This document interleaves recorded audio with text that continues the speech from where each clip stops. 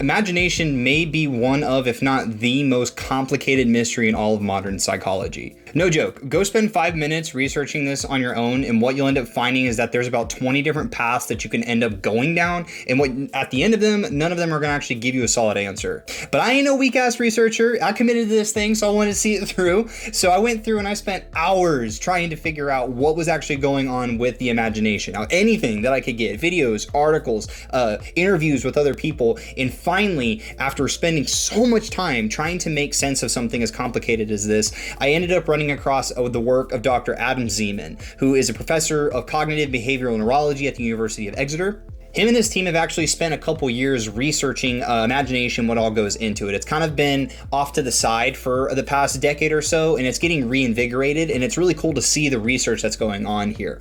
What Dr. Zeman found is that there are actually a lot of people who don't have this ability. They literally can't visually create images in their brain, and they called this aphantasia. And this aphantasia phenomenon is not a disease or anything like that. It seems like it's a consequence of genetics just based off of the research that they've got. And this stuff is brand spanking new, so there's a lot of work that needs to be done with this. And this video is not about aphantasia. I'm gonna cover that extensively later on down in the deeper parts of the iceberg, because it is bonkers what all is actually going on with this behind the scenes in your brain. But for this video though, I want to kind of talk about a blueprint that I've created for myself in terms of how I look at imagination. So I wanted to use this as a way to understand how we can use our imagination to connect us to these unlimited possibilities that an abstract world holds. So let's dive in.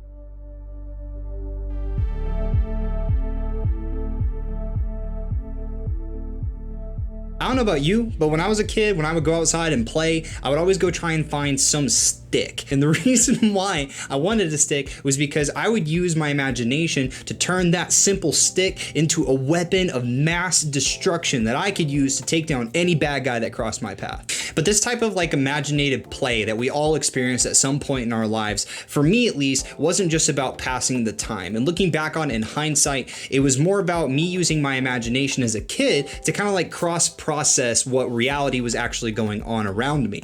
And pulling a lot from the famous child psychologist and polymath Jean Piaget and his work, I learned that I was doing this type of symbolic play with the stick, and this is something completely normal in the mental development of children. And now that I'm an adult and I've started to learn more and I understand more about how the imagination actually works more as a process than a type of action that I can take, I now look at imagination as a prerequisite to creativity. So creativity cannot exist without the prerequisite of imagination going through the processes that it needs to go through. So in my example of the stick as a weapon to slay the bad guy, imagination would have been the process that allowed me to form the imagery in my head of the story that I was actually acting out. And the creativity was this process of acting it out, i.e. play. So if that's true, which again, this is simply how I perceive the subject currently, then creativity is more a result of the process that your imagination takes you through. And that opens up all kinds of mysteries that we can start to dive down.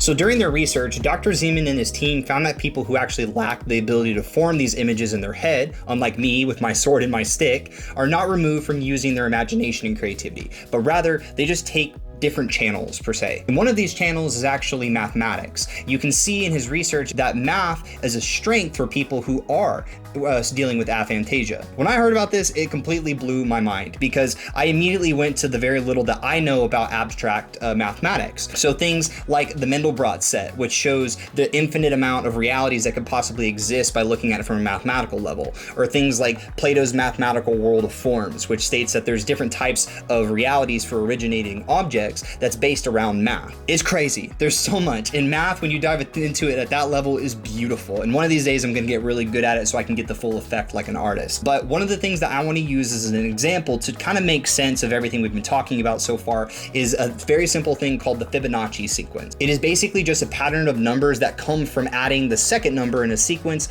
to the number before it, and it will equal the new number in the sequence. So a great easy way to understand this is 1 plus 1 equals 2, and then 2 plus the 1 before it equals 3, and then the 3 plus the 2 before it equals 5, and so on and so on and so on.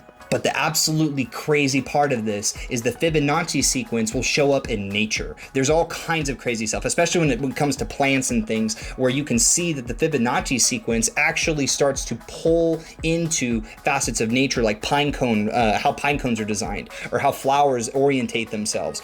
And when you take this sequence of numbers, the craziest thing about it is you can actually directly relate some of the what the Fibonacci sequence is from a numerical standpoint to things in nature, especially in things like plants. Like one of the most common examples is pine cones and how they look when you look at them close up and really look at it. The way that they're laid out is literally how the Fibonacci sequence looks when you visualize it with like squares. And what happens is if you draw a curvature around the squares, starting from the center, it goes on for infinity, both inwards and outwards. And then you can take this and compare it to some of the most insane things that you could possibly imagine in nature. It shows up everywhere, and once you see it, you can't unsee it. It keeps popping up over and over and over again in art, in plants, in octopus tentacles. There's so much that this pulls from, and it made me realize regarding imagination and creativity that without the use of imagery, even though we're using that as like seeing the pictures, we're not using our inward mind's eye to do this. We're using math. It's freaking nuts when you look at it that way. And this is kind of leading me to start to think about this more from a theoretical level and kind of figure out how imagination would work in a real sense.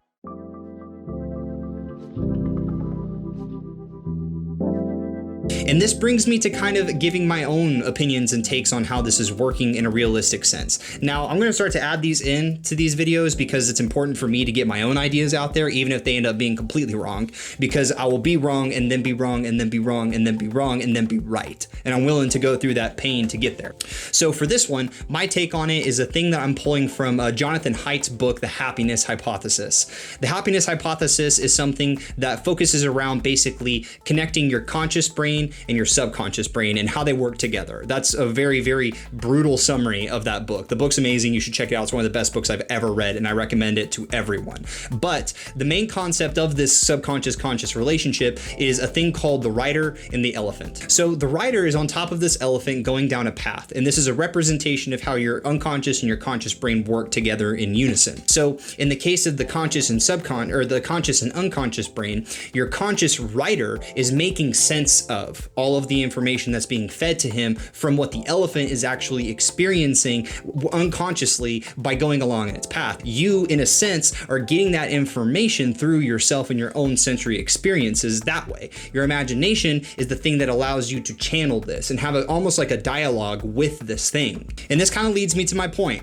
I think that my current beliefs around the purpose of imagination is that it is some kind of an evolutionary tool that you and I both have that allow us to dive into the abyss without fear. Our imagination can run freely through the forest and concepts and ideas that we can then turn into some kind of actionable experiments in our own creative workings.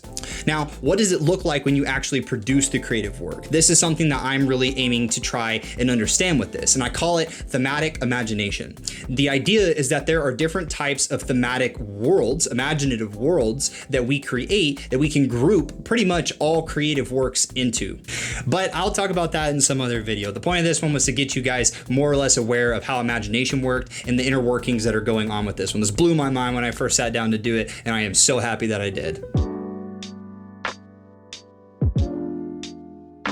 Even though this one may have been a little early, I'm not going to sweat it too much because it helped me more or less formulate my own ideas for things like the theory of thematic imagination and the idea that there can be groupings of things based off of similar imaginative traits that these types of experiences exhibit in us emotionally, physiologically, and spiritually. And speaking of spiritually, this next one I'm really, really pumped about. We're going to be covering The Secret, and I'm going to be diving into what it is the actual truth in it. Maybe there's more going on here than we actually realize. And if you want to check that video out, it's already shot and uploaded. You can check it out right here. Go ahead, give it a click, and go dive down the rabbit hole and see what's actually going on in this borderline cult and see what the benefits are from it. And please, if you got a second, leave a quick comment down below. One, what you thought of the video. How am I doing so far? How's the research going? Are you interested in this kind of stuff? I'm so pumped to learn everything else that's going on with this thing, and hopefully this is going to end up being a resource for anyone that really just wants to learn more about the world around them. I'm really blessed that I have the time to be able to do something like this, and I'm going to keep doing it and see how this thing plays out. You're awesome.